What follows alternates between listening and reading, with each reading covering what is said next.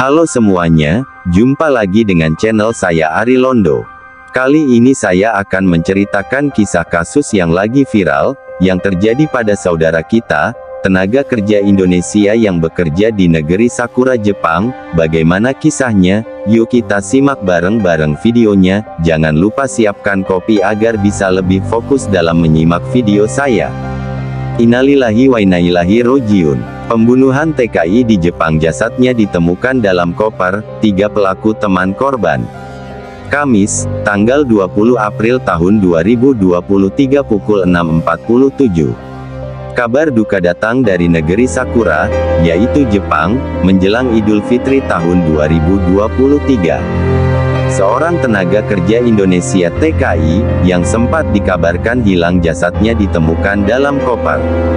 Kabar mengejutkan ini pertama kali dibagikan akun Twitter centang biru @KevinPramudiaUtama. Dalam unggahannya ia menginformasikan dugaan TKI asal Pati, Jawa Tengah tewas dibunuh di Jepang.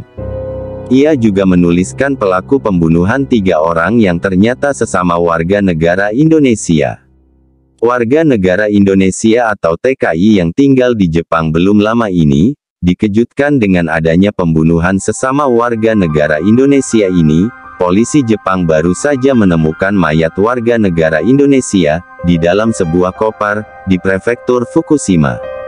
Korban sudah hilang sejak Desember tahun 2021, setelah makan dan minum-minum, bersama ketiga tersangka yang juga warga negara Indonesia sesama tenaga kerja dari Indonesia.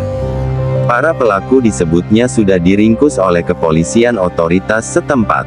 Berita yang beredar, korban adalah orang Pati, yang dibunuh oleh salah satu pelaku orang Purwodadi. Kasus ini terbongkar setelah salah satu tersangka menyerahkan diri, dan sampai akhirnya tertangkap ketiga-tiganya, 2 cowok 1 cewek. Diduga jenazah udah disembunyikan dari tahun 2021, tapi baru dibuang bulan lalu. Kabid Penempatan dan Pengembangan Tenaga Kerja di Snaker Pati, Sri Mulyanto menyampaikan, pada pekan lalu instansinya menerima pengaduan dari warga Desa Triguno, Kecamatan Pucakwangi, Pati. Menurutnya, warga tersebut mengaku kehilangan kontak dengan anggota keluarganya yang bekerja sebagai pekerja migran di Jepang. Identitas TKI tersebut yakni pemuda berusia 30 tahun bernama Aris Setia Irawan. Dalam penelusuran di Snaker Pati, Aris sapaannya itu merantau ke Jepang sebagai PMI formal dalam program magang yang diberangkatkan LPKI Roha, Sleman, Yogyakarta pada tahun 2016.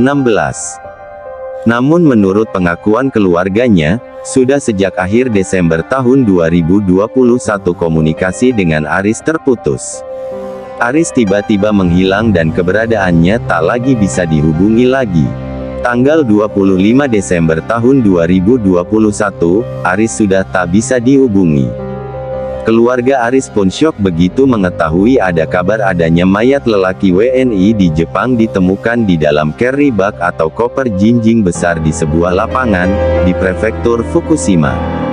Sementara itu, KBRI Tokyo pada April tahun 2023 menerima informasi dari kantor polisi Konosu, Saitama menyoal penangkapan 3 WNI yang diduga terlibat pembunuhan pada tanggal 30 Desember tahun 2021 lalu. Penangkapan itu buntut pelaporan hilangnya WNI di kota Konosu, prefektur Saitama sejak Desember tahun 2021. Korban dilaporkan hilang setelah makan dan minum di sebuah apartemen bersama ketiga terduga pelaku sesama rekan kerja. Ketiganya yaitu Ahmad Saifuddin, 36 tahun, Suwanti, 31 tahun, dan Dedi Setiawan, 33 tahun, yang tinggal di kota Konosu, prefektur Saitama. Menurut kabar yang beredar, sesama tenaga kerja di Jepang, kasus pembunuhan ini dilatar belakangi cinta segitiga, yaitu antara saudara korban Aris dan 2 pelaku yaitu, Suwanti dan Ahmad Saifuddin, sedangkan saudara Dedi Setiawan, diminta bantuannya oleh saudara Suwanti dan Ahmad Saifuddin, untuk ikut membuang atau menyembunyikan jenazah korban Aris.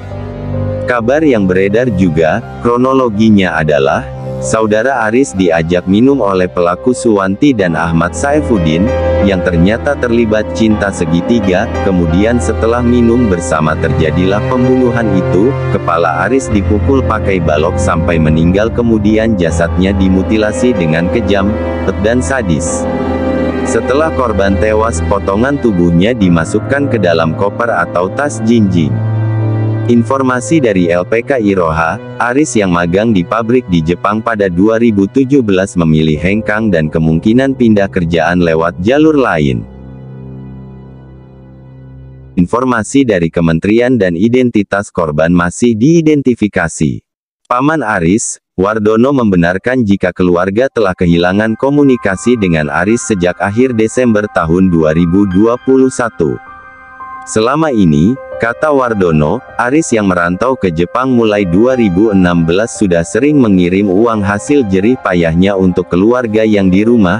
Pesan moral dari kejadian ini, jika kalian kita sudah punya pasangan, jagalah pasangan kita baik-baik, dan selalu bersikap jujur, agar tidak terjadi kejadian yang menyebabkan hal-hal yang tidak kita inginkan. Sudah banyak kasus soal asmara berujung tragis dan menyedihkan hingga berujung hilangnya nyawa.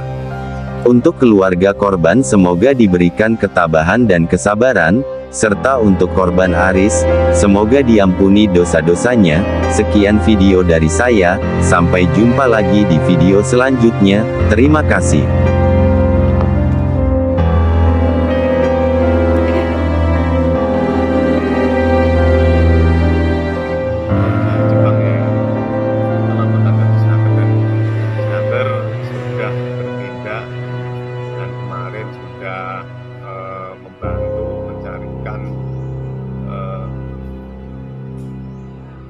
Itu bukti-bukti keberangkatannya, dari berangkatnya dari lembaga mana, terus dicarikan paspornya dan sudah ketemu.